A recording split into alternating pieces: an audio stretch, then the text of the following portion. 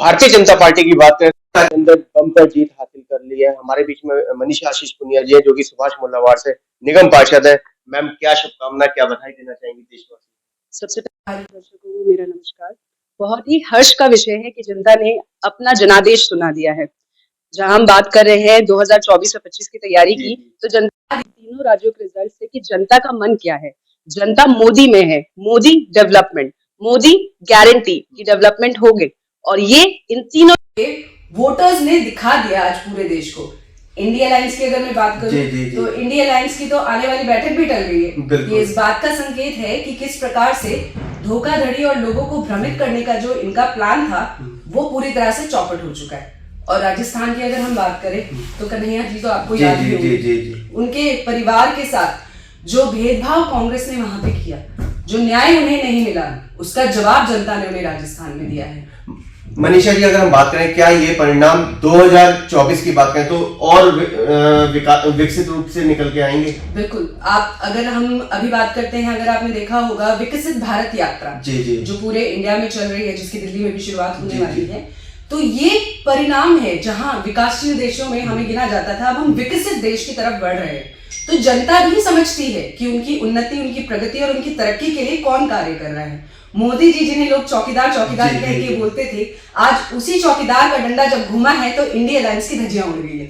और इसका परिणाम तो हमने 3 राज्यों के वोटिंग में देख ही लिया है। 22 तारीख को, आगामी 22 जनवरी को हम भव्य राम मंदिर जनता के लिए समर्पित करने जा रहे हैं, उसके लिए क्या शुभकामना देंगे? एक दिवाली तो अभी मनाई है और जो हमारा वनवास हम कहें अब वो कटने जा रहा है। रामलला जहां जन्मे थे वहां उन्हें उनका अधिकार मिलने जा रहा है और ये सनातनियों का देश है। ये इस बात को दर्शाता है कि सनातन कितना प्रबल है, जो सबकी सेवा भाव को दर्शाता है। और हमारे लिए तो बहुत ही हर्ष का विषय है कि हम इसके साक्षी बनेंगे। इतने वर्षों का संघर्ष आखिरकार उसका परिणाम आ रहा है, तो बहुत ही खुशी का विषय है। और सभी को बधाइयां। हम एक और बार दिवाली मनाने के तैयार हैं और आप सबको आने वाली इस दिवाली की भी बहुत बहुत शुभकामनाएं। सुभाष मोल्लावाड़ तैयार है दिवाली मनाने के लिए? बिल्कुल, पूरे जोर शोर से तैयार है। रामलला का भव्य स्वागत होगा और जब राम मंदिर के पट पहली बार खुलेंगे तो उसके दर्शन सुभाष मोहल्ले के हर एक निवासी अपने यहाँ हमारी व्यवस्था से देखेंगे और हम प्रभु की स्तुति में संपूर्ण रूप से अपना समर्पण व्यक्त करेंगे। वही मनीषा जी, अगर हम बात करें सदन की, तो सदन के अंदर आए दिन हंगामा, मतलब पूरा 1 साल हो चुका है सदन, तो कहीं ना कहीं विकास भी रुक चुका है, मैं ये कहूँगा पूरी दिल्ली का। आम आदमी का पार्टी का तो एजेंडा ही धोखेबाजी है जी।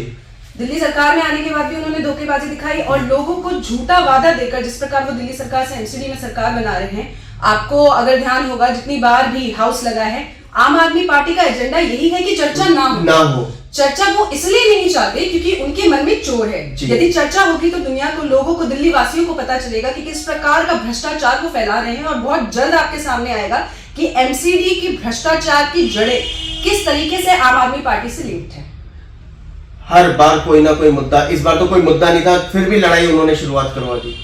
इंडिया अलायंस का एक बुरा रूप में कहूंगी आपको सदन में देखने को मिलता है। जब भी चर्चा शुरू होती है, भाजपा के जितने भी पार्षद है अपनी बात रखने की कोशिश करते हैं। जो एजेंडा आता है, जो बजट सत्र के लिए अभी जैसे 8 तारीख को दिया हुआ है, जब भी डिस्कशन की बात होती है कोई ना कोई इस तरह का न्यूसेंस क्रिएट किया जाता है। इस बार तो अचंभा इस बात का था कि आम आदमी पार्टी के पार्षदों ने पहले तो अपना प्राइवेट माइक लाया हुआ था हाउस में, जो कि अलाउड नहीं है, जो कि रूल्स के बिल्कुल सख्त खिलाफ। बिल्कुल ठीक। बार बार वो हाउस की कार्रवाई को डिस्टर्ब कर रहे थे क्योंकि वो चाहते ही नहीं कि डिस्कशन हो। डिस्कशन होगा तो जनता को पता चल जाएगा कि किस परतों में वो अपने झूठ को लपेट कर लेकर आए।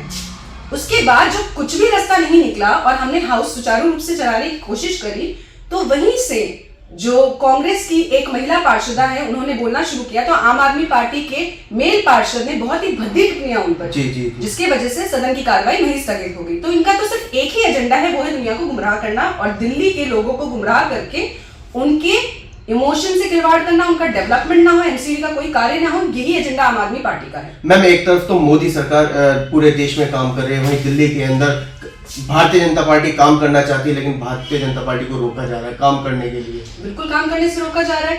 अभी तक इन्होंने स्टैंडिंग कमेटी क्यों नहीं बनाई, जोन कमेटी क्यों नहीं बनाई? क्योंकि ये एकल रूप से पूरी तरह से भ्रष्टाचार करना चाहते हैं।